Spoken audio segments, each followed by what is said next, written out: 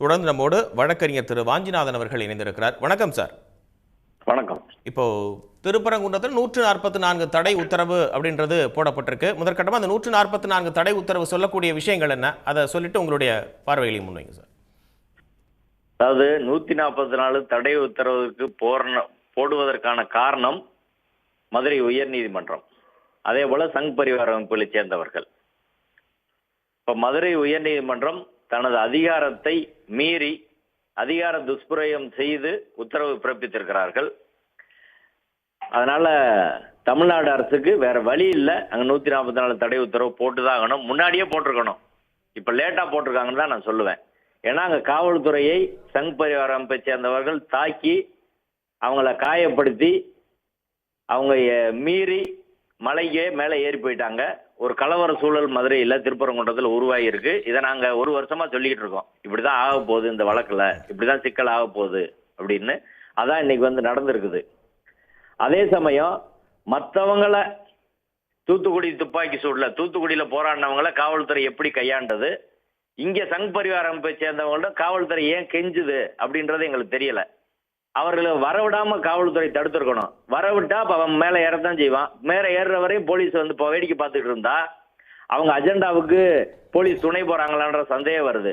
உயர்நீதிமன்றமும் தனது எல்லையை முழுக்க மீறி நீதிபதி திரு ஜி.ஆர். சுவாமிநாதன் அவர்கள் 3 மணிக்கு இன்னைக்கு பண்டைம் காலுக்கு மென்ஷன் பண்ணி 3 மணிக்கு கண்டெம்ட் எடுக்கிறாரு. நிகழ்ச்சியை இன்னைக்கு மாலை 6 மணிக்கு, நிகழ்ச்சி நேரத்துக்கு முன்பாக கண்டெம்ட் எடுக்கிறது உலக வரலாற்றில் இங்கதான் பண்ண முடியும். ஒரு நீதிமன்ற உத்தரவை அமல்படுத்தவில்லை என்றால் தான் நீதிமன்ற அவமதிப்புன்றது வரும். நீதிமன்ற உத்தரவு அமல்படுத்துறதுக்கான டைம் மாலை 6 மணி. அதற்கு முன்பாக 12:45 அவர்கிட்ட மென்ஷன் பண்றாங்க. 2 நீதிபதிகள் உட்கார்ந்து இருக்கிற போது 3 மணிக்கு அவர் அந்த வழக்கு எடுக்கிறாரு. 3 மணிக்கு எடுத்து 5 மணிக்கு ஆஜராக சொல்றாரு கமிஷனரையும் ஹெச்ஆர்என்சி இஓயும்.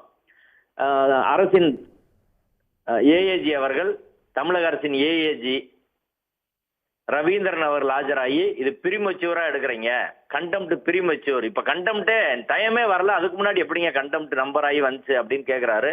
நான் 6:05 எடுத்துக்கிறேன்னு சொல்லி 6:05 வந்து மதுரை உயர் நீதிமன்ற பாதுகாப்பில் உள்ள சிஐஎஸ்எஃப் போலீஸ கூட அனுப்பி என் உத்தரவை அமல்படுத்துங்க அப்படின்னு சொன்னது இந்திய நீதித்துறை வரலாற்றுல யாருமே செய்யாத ஒரு மிகப்பெரிய அதிகார துஷ்பிரயோகம்.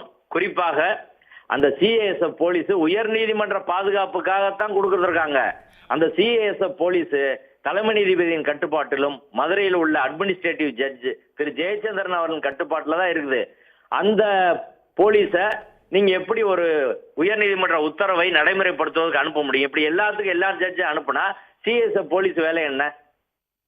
சிஎஸ்ஐ போலீஸ் இப்ப மதுரை கார்பரேஷன் ஒரு ஆக்கிரமிப்பு சொல்லி நீதிமன்ற உத்தரவு போடுது, ஆக்கிரமிப்பு அகற்றல, சிஐஎஸ் போலீஸை வச்சு ஒரு ஜட்ஜு போய் வந்து அகற்ற சொல்றாரு. இப்படி ஒவ்வொரு பிரச்சனைக்கும் இப்படி அனுப்புவாங்களா? உயர் நீதிமன்ற அட்மினிஸ்ட்ரேட்டிவ் ஜட்ஜ் திரு ஜெயச்சந்திரன் அவர்களுடைய அனுமதி இல்லாம நீதிபதி ஜி.ஆர். சுவாமிநாதன் எப்படி அவங்கள அனுப்ப முடியும்? இவங்க 2 பேர் மேலேயும் தலைமை நீதிபதி நடவடிக்கை எடுக்கணும். நீதிபதி திரு ஜி.ஆர். சுவாமிநாதன் அதிகாரத்தை தவறாக பயன்படுத்தி இருக்கிறார். அந்த அதிகார துஷ்பிரயோகத்தை நீதிபதி திரு ஜெயச்சந்திரன் அவர்கள் அனுமதித்திருக்கிறார். இவர்கள் 2 பேர் மீதும் தலைமை நீதிமன்றத்தால் 2 நீதிபதிகளால் கண்டிக்கப்பட்டவர் தான் நீதிபதி திரு ஜி.ஆர். சுவாமிநாதன் அவர்கள். அதே தான் திரும்ப இப்ப பண்றாரு. இந்த வழக்கு நடக்கிற போதே நாங்கள் தலைமை நீதிபதிக்கு மனு கொடுத்தோம், இந்த வழக்கை நீதிபதி திரு ஜி.ஆர். சுவாமிநாதன் அவர்கள் எடுக்கணும். நீதிபதி திரு ஜி.ஆர். சுவாமிநாதன் மட்டுமல்ல, எந்த ஒரு நீதிபதியும் எடுக்கக்கூடாது, 2 நீதிபதியோ அல்லது லார்ஜர் பெஞ்ச் 3 நீதிபதியா விசாரிக்கணும் என்ற கோரிக்கையை வைத்து தலைமை நீதிபதிக்கு மனு அனுப்பணும். தலைமை நீதிபதி அந்த மனுவுக்கு எந்த நடவடிக்கை எடுக்கல. அதன் தொடர்ச்சியாகத்தான் இந்த பிரச்சனை இவ்வளவு வந்து நடந்துகிட்டு இருக்குது.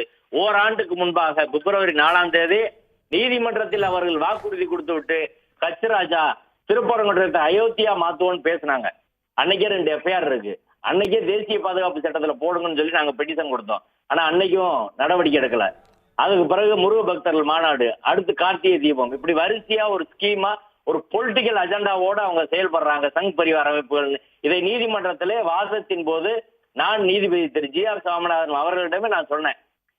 நன்றி சார். பல பார்வைகளையும் பல கேள்விகளோடு எழுப்பியிருக்கீங்க. நன்றி சார், இணைந்து உங்களுடைய கருத்துக்களை முன்வைத்தமைக்கு. உடனுக்குடன் செய்திகளை தெரிந்து கொள்ள சன் நியூஸ் பெல் ஐகானை கிளிக் பண்ணுங்க.